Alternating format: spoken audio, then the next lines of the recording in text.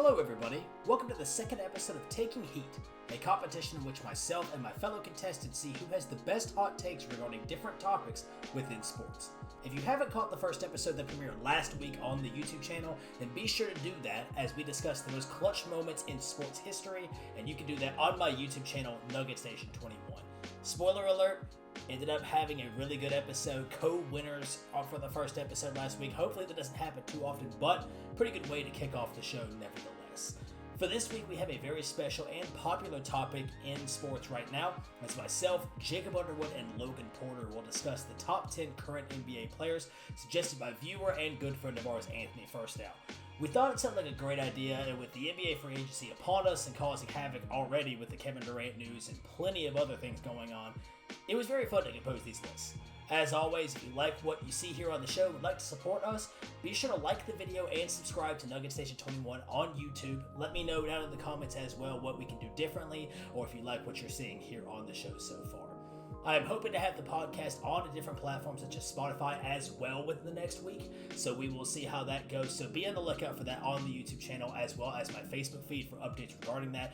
Also, once again, if there's a specific platform you want to see us on, let us know down in the comments.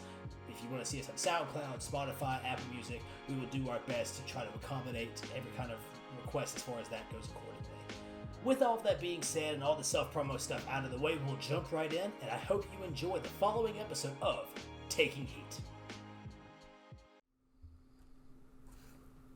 So we are here. Free agency started yesterday, so we thought this would be a fun topic. Again, shout out to Anthony Firstow for the topic idea. I'm here with Jacob Underwood and Logan Porter, as you can see on your screen. Jacob in the top right, Logan in the bottom middle. And yeah, free agency yesterday was wild. That's something, and it's still going on. Kevin Durant requesting a trade, extensions galore yesterday, and we thought what would be more fun, obviously, other than talking about free agency, than doing a top 10 current NBA players list. These are the top 10 players that, if we were ranking them from their current situations to what they mean, top 10 players in the NBA right now. And this was a list. I don't want to speak for y'all because I'll go ahead and ask you too. This was a list that was way harder to make than I expected it to, because I got to like 9 to 10 range. Top 8, I think it wasn't hard picking the players that are in the top 8. It was hard ranking them. And then when you get to 9 and 10, it was just so many players I could have put in that range. But what did y'all think about trying to make this list? Was it harder than you thought it was, or was it about what you expected? I'd say I had. Logan, you can go first. Yeah, I'd say I had like the core 7 to 8 players that are probably in the majority of people's lists, and then like the last 2, I kind of would switch them out occasionally. But the order is what originally got me, because all of the players that are on my list from 1 to 8 were originally all in different spots, and now they're in the spot that I think is most suited. But it definitely had a little bit of trial and error in my thought process of trying to figure out how I wanted it to be. Underwood, what about you? Yeah, I agree. It's tough because it's subjective, right? So, you can watch, some of the lower tier that may be on the list, maybe not, like a Devin Booker, and watch him play and think, oh, he has to be top 10. And then, you could watch somebody else and be like, oh, they have to be top 10. But there's only 10 spots for all these various top 10 players. So I agree. There's a few clear-cut top 3 that I will probably agree upon a lot, but the bottom of the list was interesting because everybody has different things they value more in players and what they deem to be more important and best players and most valuable and things like that. So yeah, the end of the list was tougher.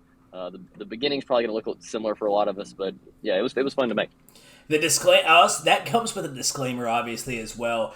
Like Underwood said, these are all subjective. No one has a clear-cut top 10, and if you do, it's still an opinion. No one, even NBA experts, can be wrong. Sometimes we don't know. At this moment in time, it's just impossible in order to guess that and rank them properly. So as Underwood stated as well, everyone has their preferences. Some people value defense a ton. Some people value sheer offensive ability. Some people value winning. It just depends on what people feel. So a disclaimer, don't take these seriously. If we didn't include your favorite player, they're probably still close to up there, but they just barely made it out, missed the top 10 in our books. So, with all that being said and out of the way, we're going to go ahead and jump right in. basically doing the exact same thing I did last week. I have a wheel here that has our names on it, and basically what will happen is we will be spinning the wheel, seeing who goes first, and so on and so forth. So if I can get the wheel to cooperate with me, I'll go ahead and spin it here. It's not coming up on the screen, but we will actually be starting off with Logan. As you can see, I just pulled it onto the screen right now. Logan went twice last week, and now the wheel has put him first. I was going to say you had to make up for me going last twice, so I get to go first. All right. Well. So, and another disclaimer before Logan gets started, we've already discussed this off the air. The way this is going to work is we're going to be able to explain our thought processes when it came to picking these players right at the beginning, so what criteria we took into consideration. But once we start naming players, we have to finish the list, and then the other two contestants can ask questions and go about their list from there. So, with that being said and out of the way, Logan, take it away. All right, so coming into this list, I was kind of looking at players around the league, and I kind of looked at this last season, especially because that's what comes into a current player list. Like, you have to look at their previous performances past season, and that's a reason why there are some players that I have omitted from this list who are usually consistently in a top 10 somewhere. And a lot of these players, the reason I have them ranked is how I perceive them on their team and how they help their team along the way. So at number 10, I have Devin Booker. At number 9, I have Jason Tatum. 10 is Luka Doncic. 7 is Ja Morant. 6 is Kevin Durant. 5 is LeBron James. 4 is Joel Embiid. 3 is Nikola Jokic. 2 is Giannis Antetokounmpo. And number 1, I have Stephen Curry.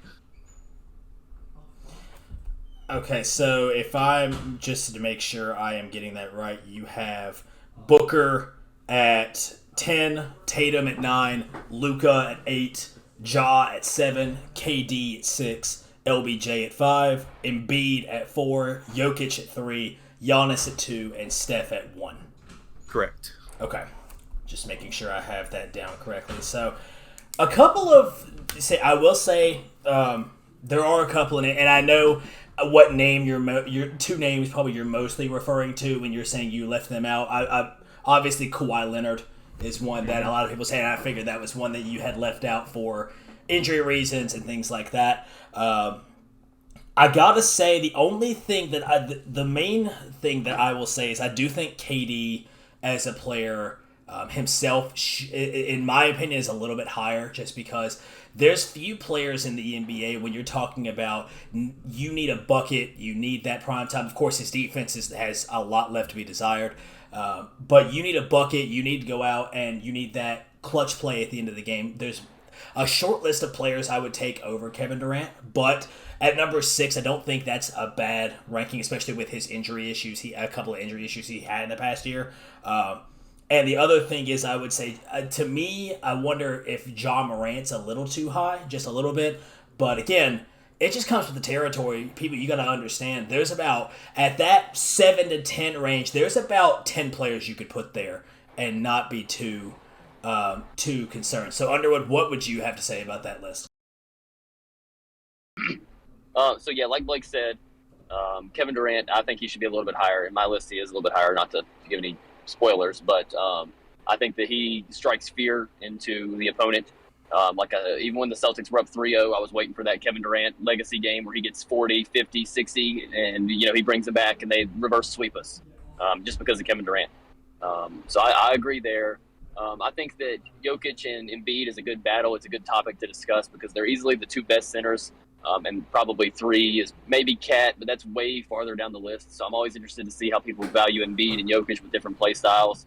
So that's also interesting to see who you had there. The bottom of your list is kind of subjective, like Blake said. 7 through 10 is interesting. But it's cool to see who you value as a top 10 player because there are some players that you didn't name that are on my list, players that you had pretty high that I have in my honorable mention. So it was fun to see your thought process behind that. again, it's so hard. I mean, I thought I went into this thinking like, oh, there's some players like this is gonna be easy. Like I said, I have 8 players that I feel pretty confident should be in the top 8. Where they are ranked past that point, no idea whatsoever. The same thing again. I have from a bit of a spoiler alert. I have obviously 9 and 10, but 3 honorable mentions, and there could be a lot more that I took into consideration. So. Yeah, I would say mainly, like I said, KD is the only one that I have questions more. A really major question. I do think Kevin Durant is a little bit of a higher player than number 6. Again, kind of like Underwood spoiling it a little bit. And another one that I have high aspirations for, but he's not too far off compared to what he is in your list, is Luka. Luka, I think. We all know his defense was bad, and it has been bad. It has not. That's not a secret by any means out of Dallas, but. I think with higher expectations, and he's gotten them to the Western Conference Finals, he's got the pedigree now to be a little bit of a winner in the playoffs. Now the next step is, can he prove it as a defender? But at number 8, like you have him, I don't think it's a bad ranking. So, do you have any other players that you'd like to defend, or kind of explain from there, or what was your thought process with that? So I guess I'll have to address the Kevin Durant issue. So. I have Kevin Durant at 6, and honestly, I kind of debated on whether I'd have him or James at 5 or 6. But I honestly did not think about putting him any higher than 5, though. And this is going to be subjective, obviously, because when it comes down to my process, it kind of came down to that series against the Celtics in the playoffs that led me to go to that as. And that's also a reason kind of why I brought Tatum up, was because Tatum had an outstanding year this past year, and especially against that series against the Nets, and him guarding Durant, I think that was a big reason why I kind of had Durant lower than a top 3, top 4 kind of thing. And that's no knock on Durant. I mean, he had to deal with a lot of things this past season. It went from basically you had 3 players at the beginning of the year who were all superstars. You had Kyrie, him, and James Harden, to James Harden, who, in my opinion, was very lackluster this past year, especially since coming to the Sixers. And then Kyrie not being able to play half the games. A lot of factors came in, and in my opinion, he could have went 5 or 6. And it could have went either way. Now, on the topic of my 7 through 10, that would be Morant, Doncic, Tatum, and Booker. Kind of, Morant and Doncic, that's kind of like a little debate right now because they're both real young players, both superstar caliber. And it's kind of like a rivalry. I mean, a little bit from my perspective, but honestly, that's another one that could have went either way for me. And I ultimately put Morant a little bit higher just because I think he's kind of more exciting. A lot of people get behind him, and Doncic himself is also exciting. It's just I feel Morant has that different aspect about him. And I want to point out, you said no knock towards Kevin Durant, things like that. Again, this is the top 5 players we're talking about. Of course, right, fact if you're there is a good thing. The fact that Kevin Durant is there at the age he is, same thing with LBJ. The fact that they are there at the age as they are always speaks testaments to how legendary of Hall of Famers they're going to be when they make it at the end of their career. Underwood, do you have any other comments about the top 10 or anything else you'd like to say? No, I think that was good. Like I said, it was interesting to see your list. Your list is kind of it's different from different from mine, so that's exciting. Glad we have different lists to share, so the listeners should have people they can get behind and pick which one they like more. So Logan off the board. He has released his list. Stephen Curry leading the pack with Giannis, Nikola Jokic, Joel Embiid, LeBron James, Kevin Durant, John Morant, Luka Doncic, Jason Tatum, and Devin Booker after that.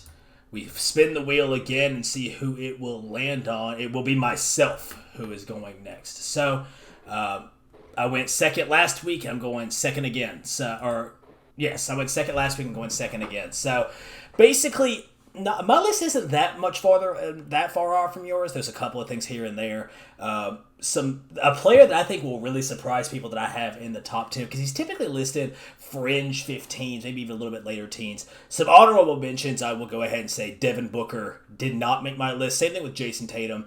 Tatum and Booker are right there competing with each other for 11 and 12. Just because, I mean, right there, Tatum, I will say, left a little bit desired. Again, this isn't fair to him because it's the NBA Finals we're talking about, but I did kind of have a couple of question marks after the finals against the Warriors. It seemed like Jaylen Brown was the one that really stepped up and led the way for the Celtics. That doesn't mean Tatum was a bad player by any stretch of the imagination, especially for a guy in his first NBA Finals, and that's why I have him just as an honorable mention, top 10 player in the NBA. And Devin Booker was kind of a similar thing. Booker has had a great regular season, ended up making the NBA Finals 2 years ago, but he fizzled out in the playoffs, and in that NBA Finals, just, again, same thing, left a lot to be desired. So they're just on the fringe, on the outside. Also, Anthony Davis is another one that I was considering. If he comes back and is anything like he was before, we all know Anthony Davis is still considered a top 10 player if he's fully healthy and playing the way he is capable of. But I got to see it first. But I mean, like I said, I consider a ton of guys. I considered Donovan Mitchell from the Utah Jazz. I considered DeMar DeRozan from the Chicago Bulls. I considered a ton of different types of players. And it really comes down to what I think, number one, my thought process was, number one, obviously pure talent. If I'm starting a basketball team, I want this guy on my team in the clutch or anything like that. I'm also taking into consideration winning. What I think they contribute to the winning culture of their team, because that's ultimately what matters in the grand scheme of things. So I'll go ahead and get started. Once again, honorable mentions out of the way. My number 10 position is Ja Morant. My number 9 position is Jimmy Butler. My number 8 position is Kawhi Leonard. Number 7 is LeBron James. Number 6 is Luka Doncic. Number 5 is Joel Embiid. Number 4 is Nikola Jokic. Number 3 is Kevin Durant. Number 2 is Stephen Curry. And number 1 is Giannis Antetokounmpo.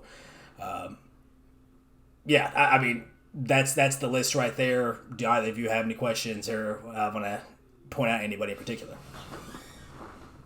Yes, I will go first. Jimmy Butler. So you said that you had questions about Tatum after his performance in the finals. And my question to you is, do you not have questions about Butler? I know Butler had 40-point games, but also games, 3 through 6? Like he had 8 points, 4 points, 12 points, whatever it was. He had 3 duds in that series. I know they pushed Boston to 7. But what's your reasoning for that? So I knew that was going to raise a couple questions. That was the one I was talking about. That's usually fringe teens. Basically, the reason I say it is ever since he got to Miami, and I know he's had Bam Adebayo and things like that too, but basically ever since he's gotten to Miami, Miami has been considered a title contender in the Eastern Conference. Jason Tatum has that same kind of pedigree at times. I think, especially, I'll also make this case as well. If Tatum has the same year that he had this past year, he makes the top 10 in the NBA. If he does it for 2 years in a row.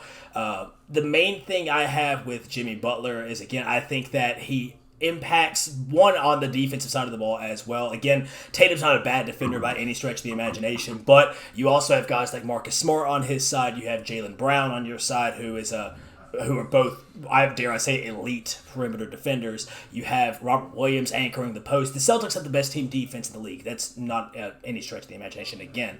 But Butler, for what he does on both sides of the basketball, and I think, and you could say this for any superstar, but for him in particular, you take him off that Miami Heat team, I don't even think they are a top 6 seed in the Eastern Conference.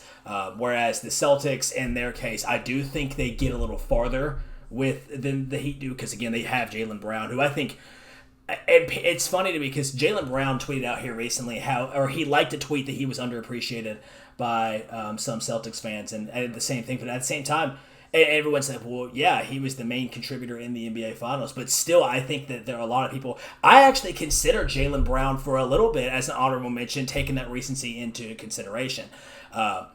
Jimmy Butler, like I said, I think he's just got the leadership mentality. I think he's got the defensive side of the ball. I think he is the main reason that all these younger personalities mesh so well in Miami. And it's one of those things to where Kevin Durant recently, obviously, requesting that trade yesterday to Miami. I wonder how well that will work, considering his track history. Of course, if you have the chance to get Kevin Durant, you go get Kevin Durant. But, I value his impact on both sides of the basketball as far as that goes. But again, if Tatum has the year he had this past year, and he does it for 2 years in a row, there shouldn't be any conversation that he is in the top 10.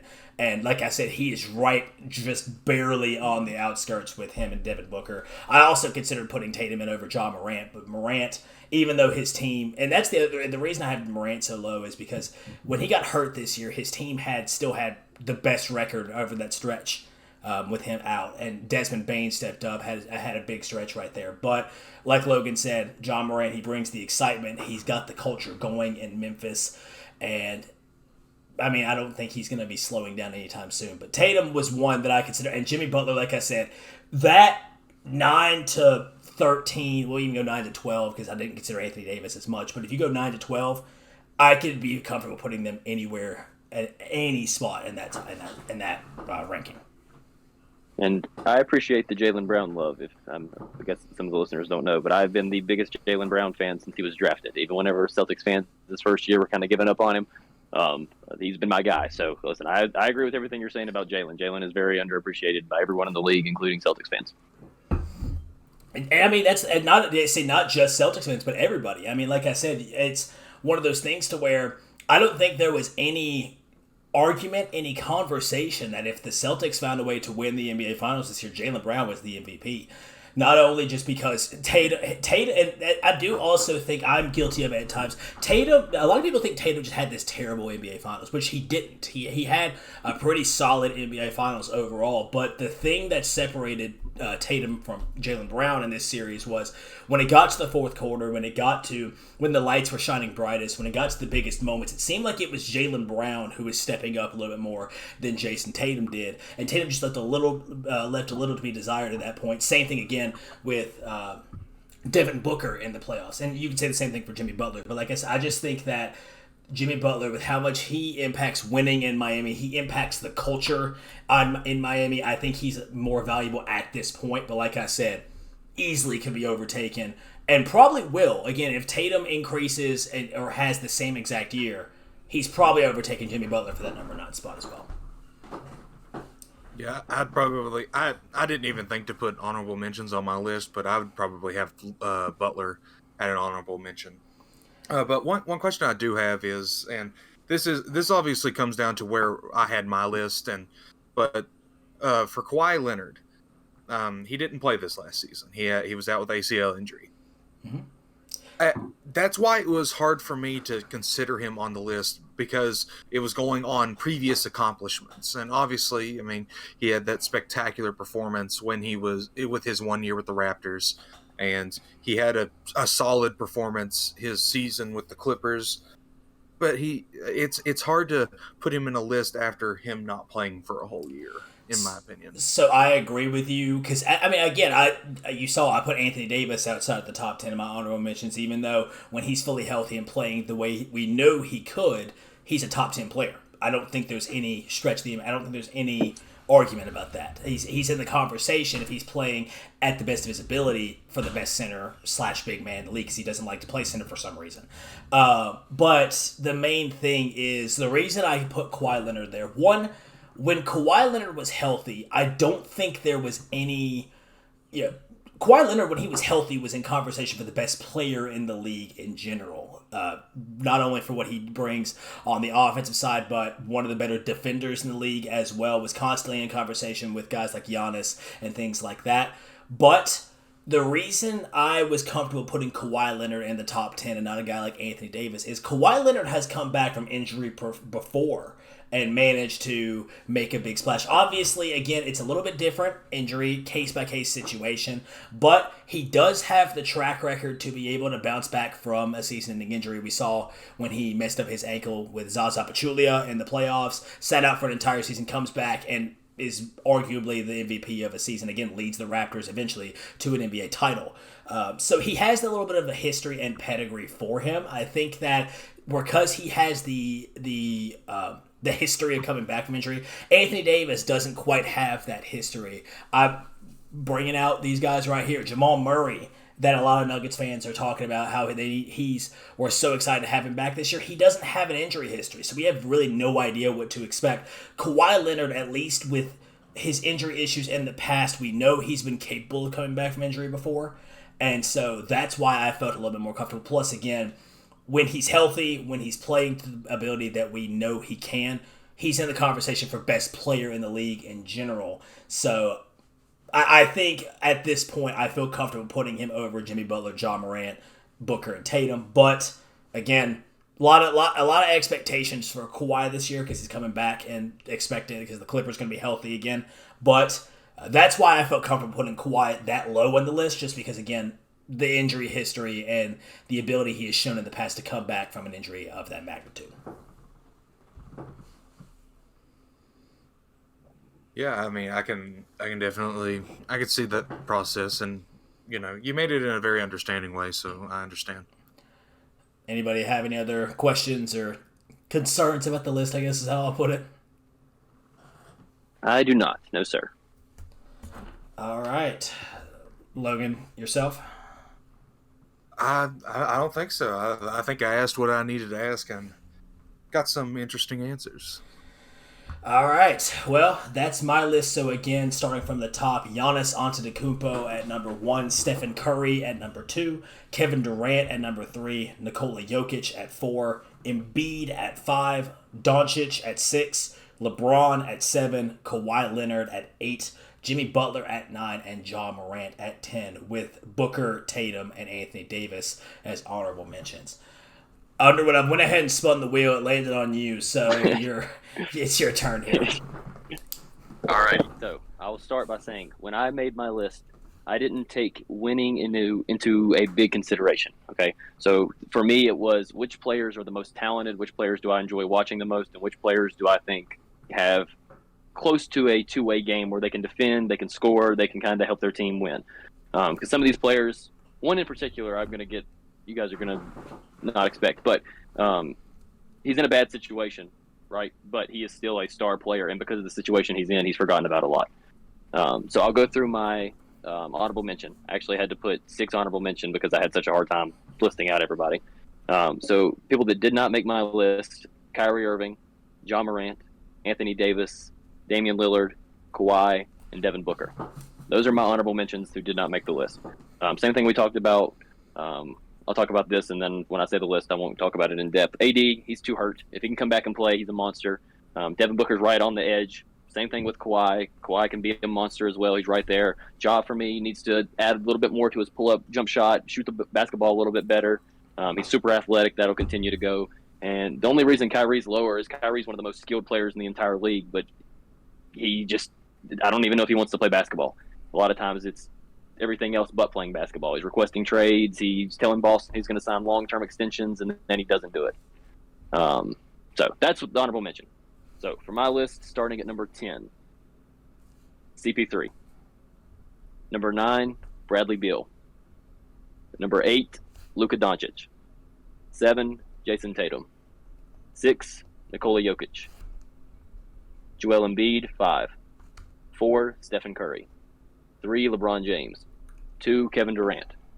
Number 1, Giannis Antetokounmpo.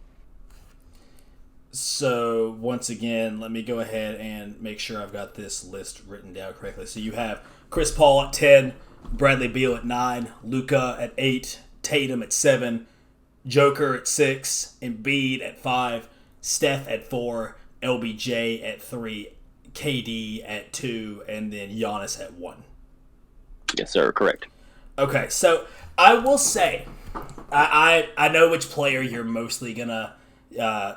I know which. I respect it because, like I said, I know you. I said it myself. That last part of the list is so unbelievably hard because I consider Chris Paul myself. I didn't mention that, but the reason Chris Paul gets lost in the shuffle a lot of times is statistically, Booker has a lot of the stats as far as that goes. But I will tend to agree because, again, how fast people forget how bad that Suns team actually was until Chris Paul actually got there. And I know you said you didn't take winning into consideration, but I think if you take winning into consideration, then yeah, Chris Paul deserves to be at least at the very up at that point, because again, this was I mean, can you legitimately say that stretch of Suns teams, was there really a worse team in the league?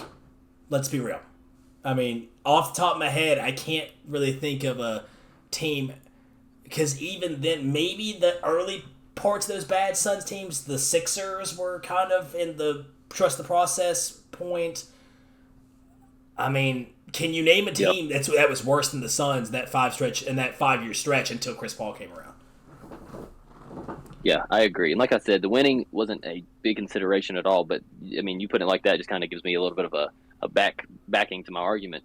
I mean, everywhere Chris Paul goes, he enhances his teammates. He may not be the leading scorer every single game, but he's going to play good defense. He's going to distribute the ball. He's going to run the offense. He's basically a coach on the floor. So that's the reason I had him over players like Kyrie Irving and Damian Lillard, because we all know Dame can score the ball and so can Kyrie. But Chris Paul can score it when he wants to. He can take his time. He can get the ball to Devin Booker when he needs Booker to go off. He can run the offense. He can defend. And he's just the point guard. The point guard has to be in the top 10 of my list. So I also I will go ahead and say, Bradley Beal, I think, is the one you may even talk about where he's in a bad situation. I think his team looks like they could be an interesting team, at least in the Eastern Conference. They just traded for Monte Morris and Will Barton from the Nuggets and things like that. They still have Kyle Kuzma sticking around. They lose KCP, but Thomas Bryant down low. Like that, I mean, that could be an interesting team. But Beal, what he brings on an offensive side, easily could be considered a top 10 player. That's why I keep trying to make this point clear, and I've said this before about if you look online and you see the experts rank the top 20 players, just know that 10 or that 8 through 20, depending on what you're looking for, can absolutely be ranked however you would like in most cases. Kyrie, I think, is one that people forget about too, kind of like you said. Not only you mentioned the Celtics, he signs the extension, or he's saying he's signed with the Celtics, then he doesn't. He also just opted in with the Nets, acting like, I'm so excited to get started this next season, and then boom, both Katie and Kyrie request trades. So it's like there's too much there's a lot left to be desired from Kyrie on the basketball side of things. Other than that, like I said, it's solid. I mean, I think that each player has a case. I think you have a case for a lot of different players. Again, in this stretch, Steph being at 4. I had him up at 2. Logan had him at 1, but I think I see where you're coming from as well. Also, it's Steph had a hot start to the season and then struggled a little bit and then just caught fire in the playoffs. But overall, don't have too many question marks. Logan, do you have anything? So this one isn't so much as a question mark as more of curiosity. So something that's similar in all of our lists is we have the center battle of Embiid and Jokic very close to each other. But in mine and Blake's list, we had Jokic just edging out the higher spot. So I was just, and I'm a Sixers fan, so I was just curious how you had, or why you had Embiid just a little bit higher. So in my list, right, the reason that I have Embiid just a tad bit higher is because I think Embiid is better defensively. Embiid is better defensively, right? Jokic is a little bit better offensively, but I think that Embiid's defense is, if this makes sense, I'm trying to word it the correct way. The disparity between Jokic and Embiid's defense is bigger than the disparity between Embiid and Jokic's offense. Jokic is a better passer. He can shoot the basketball better. Jokic can handle himself down low as well. Embiid is a monster in the paint. He's like one of the closest things to Shaq that we've seen. He can make the pull-up jump shot. He is a master at getting fouled. He shoots 35 free throws a game, it feels like. Anytime you watch a Sixers game, and Embiid's ripping his hands through. He's going to the line. He's getting a foul. So they're very close. It's like a whatever it is, 5A, 5B type situation. But like I said, I think that Embiid's defense is just good enough, or that much better than Jokic's to put him just a little bit ahead. But they're very close. I mean, you can go either way. Like I said, those are the clear-cut top centers in the league, and you have to go down a long way on your list until you find the next one. I think it's funny you bring up the free throw situation because we have Harden on our team as well, who is notorious for free throws. So. NBA Twitter, there's a reason they call Embiid a free throw merchant. It's because he does shoot 30 free throws a game. But you notice I say NBA Twitter can sometimes have the most insane takes I've ever seen. That could be something we could talk about on here. The most ridiculous thing you've ever seen NBA Twitter say. That would be a fun one. But we were joking around, but even before, like once the topic was brought, we were joking about who we were going to put in our top list. And I can't remember who you said, but I said Tony Snell had to be up there. It was like Alex Caruso or something like that. Anyways. Yeah. But yeah, I think that, and this is what I keep telling. Again, you can tell by you can literally see the Nuggets picture, the Jokic picture I have back here. There's a lot of Nuggets fans that can't seem to grasp that when it comes to a battle like this, it truly does come down to preference. I do think, again, I value Jokic a little bit more just because I think a lot of people were talking about how Embiid had to deal with the Ben Simmons situation this year. And I will say this, and this is the only thing I'm going to say as a knock on Embiid here. The first part of the season, if you truly thought Ben Simmons was going to be all in and ready to play for Philadelphia this year, then that wasn't going to happen. At that point, the situation was frayed. Whether or not you blame whoever you blame there, I'm not taking that as a knock on Embiid. But people were saying he had to deal with the adversity with Ben Simmons and things like that this year. Yes, it sucks not having your player, not having your guy next to you. And again, sure, there was a little bit of a media storm, but this was known going in that he wasn't going to have him for at least a considerable amount of time. This was known. And you can make the same case for Jokic this year, but he didn't have, obviously, there's so many injuries that happened to him, and he still got the team to where that is. But the main point I'm trying to make here is, yes, you are 100% correct. A fan should not get offended when you're talking about, oh, I have Joel Embiid you have Joel Embiid at 5 and I have Jokic at 6, but they really could be 5A, 5B, because it does come down to preference. Jokic is going to be so much more. He's going to be the facilitator. We all know. I don't think there's any comparison. Maybe if you want to go by statistical prowess, Wilt Chamberlain. But Jokic, I think, is the best passing big man of all time. But Embiid, for what he does on the interior, obviously he gets a boatload of points every single game. Consistently shoot, and he shoots well too. The other thing is, like, don't get me wrong. It's not. There's a lot of people who want to knock Embiid because he shoots the ball a lot. Well, he makes a lot of shots, so clearly he's doing. If you're shooting over 50%, I don't care if you're a big man or not. If you're shooting over 50%, you're averaging 30 points per game like he was doing. You're doing something right, especially considering, like you mentioned, Underwood, how many mid-range jumpers he's shooting. He shot a lot more three-pointers this season than he has in the past. So, of course, his percentages are going to dip a little bit. He's not only living in the paint like a Shaquille O'Neal did, like he did in his early part of his career. He's expanding his game a little bit. Especially on the offensive side of the basketball. And on the defensive side, Embiid's stats dipped a little bit this year on the defensive side, strictly because I think he really did just take on that much more of an offensive load, and obviously it makes that so much harder to play defense at an elite level like he was doing. But he's still a better defender than Jokic is. I don't think Jokic is as bad of a defender as it seems, but the main thing is he's got to have the difference between Jokic and Embiid. Jokic has to have a good perimeter defender because at that point you put him in the pick and roll. He's not a good enough defender to cover both players at the same time. Joel Embiid is. Joel Embiid is able to stay with those two guys. He's a rim protector. The athletic prowess that he has. The only thing I do have question marks for Embiid is I do have to see him stay healthy for the entire season again. Obviously, this past year he missed a couple of games here and there, but this has been the most healthy Joel Embiid that we have seen so far. So I do want to see, and I will honestly say it right here. Again, some Nuggets fans think that Embiid is their mortal enemy. It would be so cool to see Embiid win an MVP, strictly because at that point, that would be in the past 3 seasons, 3 MVP awards going to centers, a position that people thought was a dying breed in basketball these days. For them to come out with 3 MVPs, that would be something impressive. But long story short, long rant over. Again, it strictly comes down to preference. Do you prefer a player who is the athletic guy who's going to be able to do more on the defensive side, or do you like the guy who statistically on offense pretty similar, plus he has the passing going in his favor? It comes down to what system you want to run. What do you prefer in a basketball player? And as long as you have those two right neck and neck, I think in any top 10, it's got to be those two names together. Whether or not you put one on top of the other strictly comes down to preference. Yeah, I definitely agree. Like I said, you can watch a game and you think that someone is the top player, and I can watch a game and I can think the other person's the top player. Everybody's list is different. Nobody had the exact same list. That's why this was a good topic, because you get differing opinions and different values and things like that.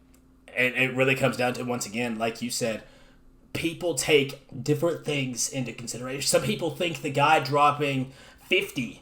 If you have the same game, one guy drops 50 points, the other one drops 20 assists, you're going to be talking about, one side's going to say, okay, this guy's better because of how much he's scoring. The other guy's going to say, but look how many opportunities he got because of these passes. Clearly, that's going to be the better player.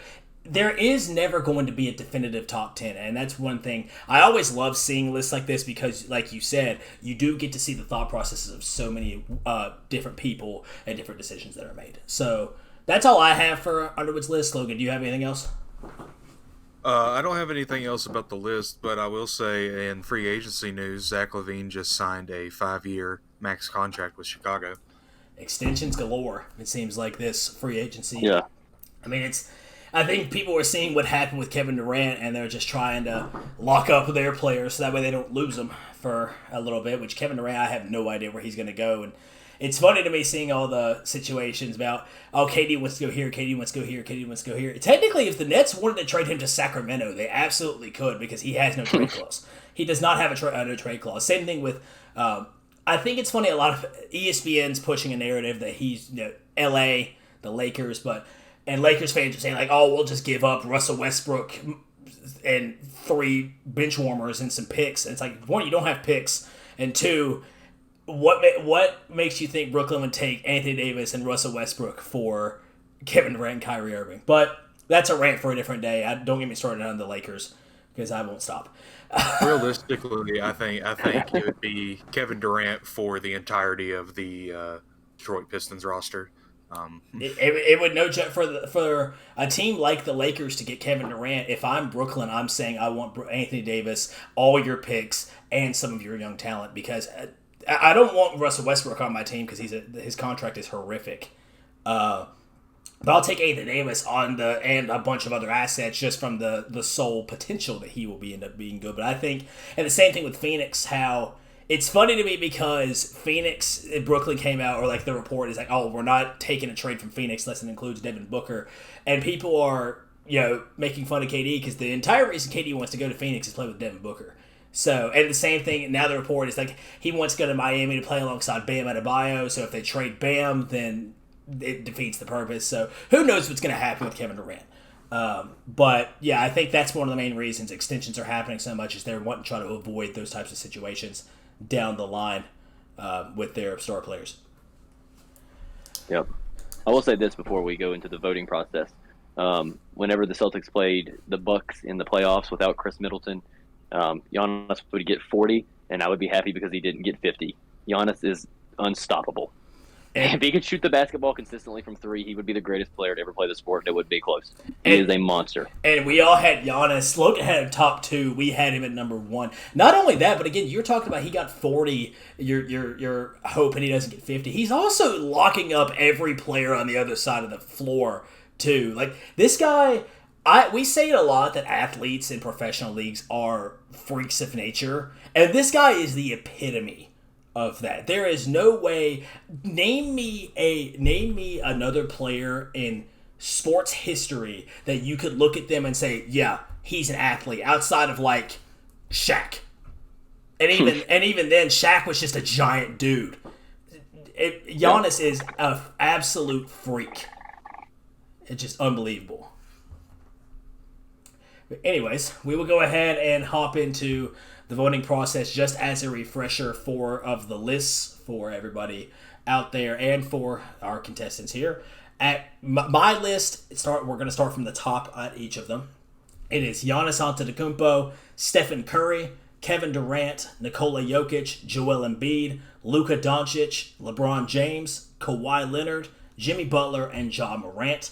For Logan, it is Stephen Curry, Giannis Antetokounmpo, Nikola Jokic, Joel Embiid, LeBron James, Kevin Durant, Ja Morant, Luka Doncic, Jason Tatum, and Devin Booker.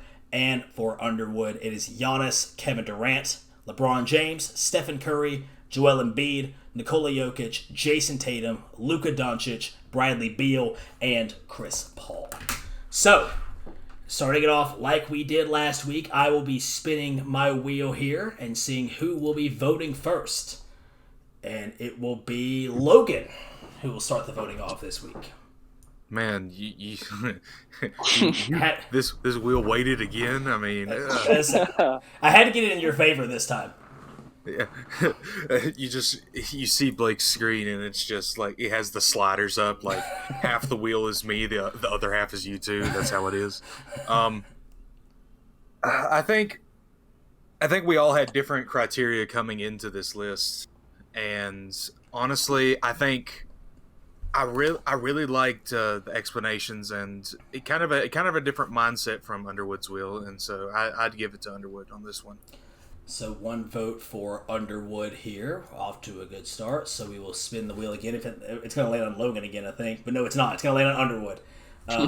Underwood, you will cast your next vote. Yes. So my vote goes to Blake solely because, Logan, you had KD too low for me. Everything else I enjoyed. You had good reasoning for everything, but KD was too low for me, so that's why my vote goes to Blake. So KD, the difference is, once again, KD at 2 for Underwood, KD at 3 for me, and KD at 6 for Logan. So I guess it will go to me as well here. So one vote for Underwood, one vote for me. So the only way, I mean, technically I could vote for Logan and balance this whole thing out and have co-winners again. I do have I am going to go ahead and give it to actually I'll explain my reasoning here. Logan, I did like your list a lot. I do agree with Underwood. I think KD should have been a little bit higher just because, again, his track record, his just pure offensive presence. And I think the funny thing is, I think if Kevin Durant actually cared on defense, he could be a pretty good defender with his physicality, but he just doesn't seem to care about the defensive side of the ball. So I think Kevin Durant should have been a little bit higher. Other than that, I mean, I do think also Josh should be a little bit lower just because I think Luke, when you have the ability, Luka really carried his team more this season. Again, same thing. You could make the same case for guys like Tatum and Booker doing the same thing. I think Ja should be down in the honorable mentions, maybe French top 10 like I put him there.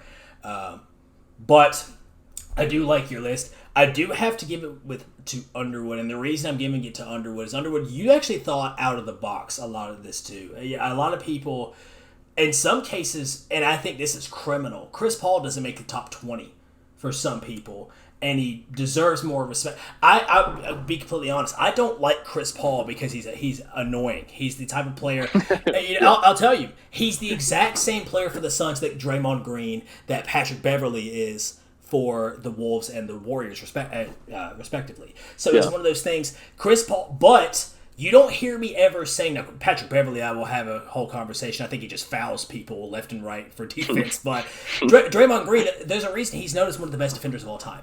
There's a reason he's known as a 4-time NBA champion. There's a reason he will probably get into the Hall of Fame one day. Chris Paul, exact same way. He does so much for his team that goes unnoticed. He's one of the main reasons I think that the Suns are as successful as they are. I think Booker has taken a leap from what he used to be, but I don't know if that leap happens as quickly as it does without Chris Paul being in the picture. So I like that you actually went out of the box and took in Chris Paul. The only real problem that I have with the list in your list particularly, and even then it's not really a big problem, is again, in your case, you didn't take the team success or the contributing to winning as much. So Bradley Beal is just outside of those. It's probably mid-teens for me. But again, I took into consideration the team success, how much they contribute to winning. And a lot of the times, it's not Bradley Beal's fault.